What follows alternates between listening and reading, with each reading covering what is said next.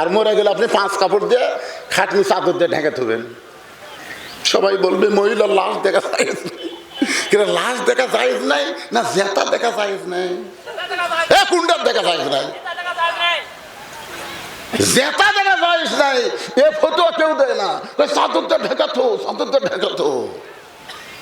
ফেরেশতা কয় আল্লাহ এই মেয়া যখন জেতা ছিল গোটা কি দিকে এটা নাইন্দাল দিঘি সবাই চেনে। মরে গেছে 5 কাপড় দিয়ে চাদর দিয়ে ঢেকাতেছে। আল্লাহ কয় দেশের নাম বাংলাদেশ রে, ওই দেশে কোরআনের আইন চালু নাই রে। ওই দেশে মানুষের আইন চালু থাকার কারণে জীবিত অবস্থায় মেয়েরা পর্দা করে না, মরার পরে পর্দা করতে চায়। অথচ আল্লাহর কোরআন হলো অকরনা ফি বুয়ুতিকুন্না ওয়ালা তাবাররুজনা তাবাররুজাল জাহিলিয়াতিল উলা। এ মায়ের পর্দার অন্তরে যারা আছেন যত ইবাদত করেন একটা ইবাদত আল্লাহ কবুল করবে না যদি আপনারা আল্লাহর আইন পর্দা না মানেন। জোরে কোন কথা ঠিক কথা বলেন। আচ্ছা ঠিক আছে, আপনার আড়িয়ার বয়স 22 বছর। আড়িয়া এমন এক ফুল প্যান্ট পরছে বুঝলেন, ওই বসবারই পারে না, ওই খাড়া হয়ে কাম করে। তাহলে সকালবেলা আপনার ছেলেদের স্কিন প্যান্ট পরে কলেজত গেল, ওই সন্ধ্যার সময় বাড়িতে আসলো, আপনি কি একটাবার রাখালি করছেন? ও কাছে ডাকায় লোকমান আলাইহিস সালাম ছেলেকে যেরকম কাছে ডেকে বাবু বাবু তুমি যে এই ফুল প্যান্ট পরে সকালবেলা বাড়ির থেকে বার হয়ে গেলে, সন্ধ্যার সময় বাড়িতে আসলে, তুমি এই সময়ের মধ্যে কয়বার পেশাব করছে? তখন বলতেছে আব্বু 3 বার। তো 3 বার পেশাব কেমনি করলে বাবু? এটা পরে তো বসা যায় না। আপনি বাবা হয়ে এই বাবা হয়ে বারে আমি রাখাল কেমনি করলি? খাড়া হয়ে করছি। তো খাড়া হয়ে পেশাব করলে তো পেশাব নিংড়ে না বাবা।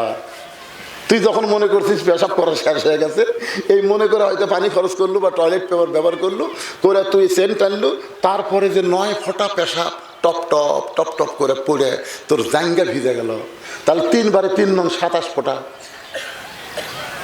বলে কি হলো বাবা? তোর ওই যন্ত্রের তাপে হয়তো শুকে গেল, কিন্তু পেশাব শুকে গেলে কি হবে রে? ওর মধ্যে জীবাণু আছে, ওই জীবাণু তোর ছিদ্র দিয়ে ভিতরে ঢুকে তোরটা বেলা মাছ করে থুলো। এখন ইন্ডিয়ার হালবার খাবো, বিয়ে করবো, বউ বাপের বাড়ি চলে যাবি, কি করবো? হাসতেছেন। নিজের ছেলে রাখালি করার দরকার আছে না নাই? আল্লাহ নবী বলেছেন 6 বছর থেকে নামাজের তালিম দাও, 10 বছর থেকে জোর করে নামাজ পড়াও। আপনি বাবা হিসেবে যদি আপনার ছেলেটাকে রাখালি করতে পারতেন, তাহলে আপনার ছেলে আজকে আড়িয়া হতো না, আপনার ছেলে একটা ওয়ালাদুন সালেহুন নেককার সন্তান হতো। জোরে কোন কথা ঠিক কিনা? আপনার 17 বছরের একটা বোকনা মানে আপনার মেয়ে হাই হিল পরে কিলকিল করে গোটা নাঙ্গাল দিকে ঘরে। আল্লাহ রাসূল বললেন ফাতেমা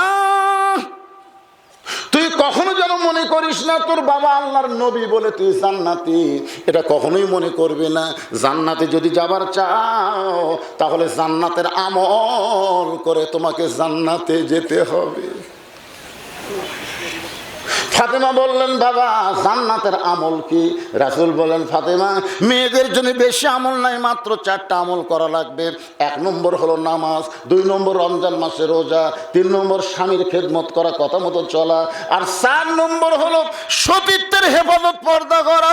ও ফাতেমা এই 4টা আমলের মধ্যে পর্দার গুরুত্ব সবচাইতে বেশি মা। এই পর্দাটা সব সময় তোমাকে করতে হবে। তুমি বুড়ি বয়সে বোরকা পরবা আর যুবতী বয়সে পরবা না। রাস্তার একটা বুড়াও পর্যন্ত বুড়ির দিকে তাকায় না, আর সেই বুড়ি বোরকা পরছে। কে দাদি বোরকা পরছেন কেন? মরা লাগবি ভাই, মরার জন্য বোরকা। ওই দাদির সাথে এক লাগনি, ওই আর বোরকা পরেনি, অন্য ওই গলার মাফলা বানাচ্ছে। আপনি মনে করেন আমি বুড়া হয়ে গেছি, আমার দাড়ি পাকে বুড়ে, আমার মাথার টুপি আছে, কিন্তু আমার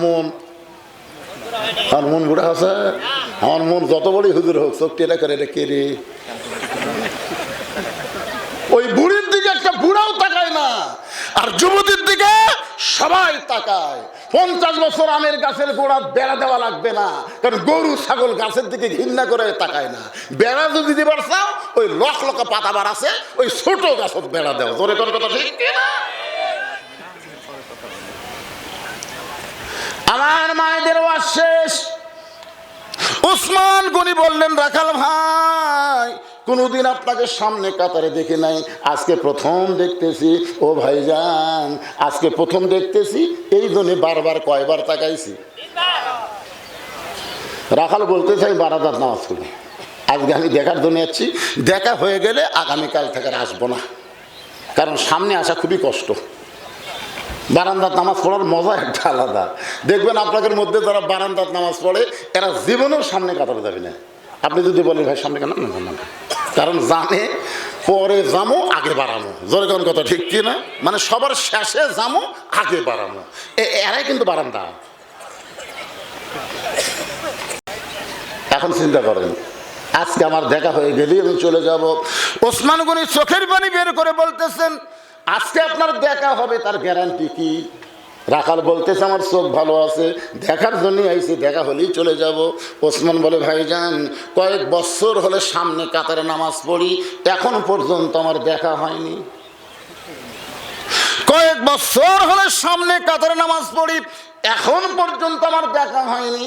রাখাল বলতেছে, তাহলে তোমার চোখের মধ্যে সমস্যা আছে। ওসমান গনি যারা দেখতে চাই তিনি হলেন নামাজের মালিক আল্লাহ, আর রাখাল যাকে দেখতে চাই তিনি হলেন হযরত উমর। আল্লাহ রাসূল বলেছেন, আনতা আবুদুল্লাহ কাআন্নাকা তারাহু ফাইন লাম তাকুন তারাহু ফাইন্নাহু ইয়ারাকা। যখন তুমি ইবাদতের মধ্যে শামিল হবে, ইবাদতের মালিক আল্লাহকে দেখতে পাবে। আল্লাহ যদি দেখা সম্ভব না হয়, আল্লাহ তোমাকে দেখতেছে, এই বিশ্বাস তোমার কলিজার মধ্যে আসবে। এখন আপনারা বলেন তো, মসজিদের মধ্যে যখন ঢোকেন তখন আমাদেরকে দেখে কে? আরো জোরে, জোরসে বলুন। আচ্ছা, আপনাকে রে ইউনুস, ডক্টর ইউনুস যদি আপনাদের কাউকে দাওয়াত দেয় যে ওই নাইন্দাইল গ্রামের অমুক অমুককে আমি দাওয়াত দিলাম, তাহলে আপনারা বলেন তো, আপনি কি সবচাইতে ভালো পোশাক পরে যাবেন? তো আজান কে দেয়? মুয়াজ্জিন কার আহ্বান? আল্লাহ। আল্লাহ ডাকতেছে, মুয়াজ্জিনের কণ্ঠে আল্লাহ ডাকতেছে। ইউনুস ডাকলে আপনি ভালো কাপড় পরে যাবেন, আর আল্লাহ ডাকতেছে মুয়াজ্জিনের মাধ্যমে। গামছা কাপড় দেখেছে, গামছা। আমার এক চাষা আছে, 4 হাতে গামছা কাপড় দেয় মসজিদে। আমি গেলাম, কে চাষা? গামছা। ফতুয়া দে, ফতুয়া দে, নামাজ হবে না, ফতুয়া দে। আমি গেলাম, চাষা ফতুয়ার কথা বলতেছেন কেন? তোরা মৌলানা এই জন্য তো হাসি না, তোর দিতে পারে না রে। কে রে, আমি গামছা কাপড় দিলাম, তোর কাজ বাঁচলো। আমি গেলাম, চাষা এই গামছা কাপড় দিয়ে আপনি বিয়ের বাড়ি যাওয়ার পারবেন? চাষা কয়, এই বছরই 5টা পাঞ্জাবি বানাছি। তুই বিয়ের বাড়ি গামছা কাপড় দিয়ে দাও কেন? গামছা কাপড় জামাইয়ের বাড়িতে তোর মাথা নষ্ট হচ্ছে, বা জামাইয়ের দাম নেই। জামাইয়ের বাড়িতে কোনো শ্বশুর গামছা কাপড় যায়? ও তুমি তোমার জামাইয়ের দাম বুঝলে, তুমি তোমার বিয়ের দাম বুঝলে, আর আল্লাহর দাম বুঝলে না। তোমার যদি পাঞ্জাবি না থাকতো তাহলে গামছা একটা আলাদা জিনিস। জোরে কোন কথা ঠিক কিনা? এই বছরে তুমি 5টা বানাছে, আর তুমি গামছা কাপড় দিয়ে আল্লাহর ঘরতে চাল্লা দেখে না। তখন আমার চাচা বলতেছে, হ্যাঁ, সাফাত খালি জুতের বাড়ি। আপনার কি মনে করতেছেন? আল্লাহ যদি দেখা না হয়, আল্লাহ আপনাকে দেখতেছে, এই বিশ্বাস এই হাদিসের মধ্যে। ওসমান গনি কান্দের বলে, ভাইজান, কয়েক বছর হলে সামনে কাতারে নামাজ পড়ি, এখন পর্যন্ত আমার দেখা হইল না। রাখাল বলতেছে, কান্দো না, কান্দো না, তুমি আমার হাত ধরো, তুমি আমার হাত ধরো, আজকে আমিও দেখবো, তোমাকেও দেখাবো, কান্দা লাগবে না। ওসমান গনি রাখাল বলতেছে, কান্দা লাগবে না, খালি আমার হাত ধরো, ঠিক মতো হাত ধরবে, আমি নিজেও দেখবো এবং তোমাকেও দেখাই দিব।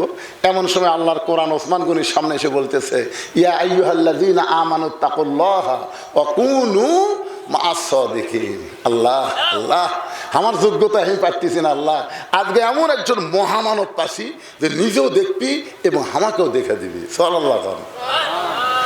ওসমান গনি রাখালের হাতটা ধরে বসে আছে।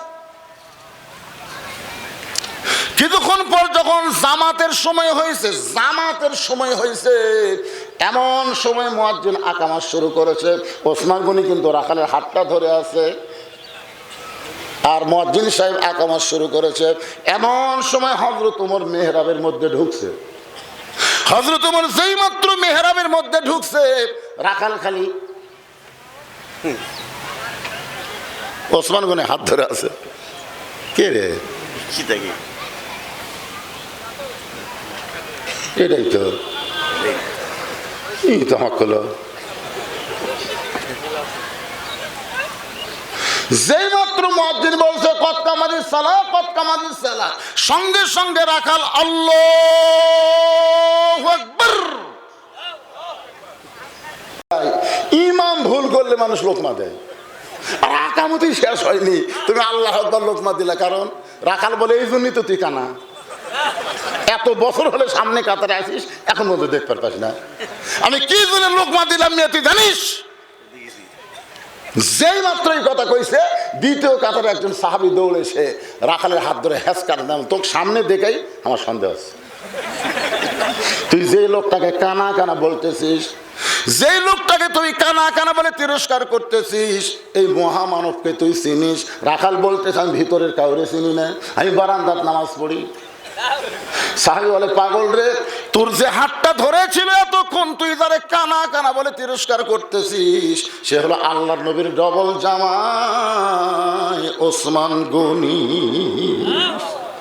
যেই মানুষটা ইমামতি করবে সেই মানুষটাই হলো হযরত ওমর।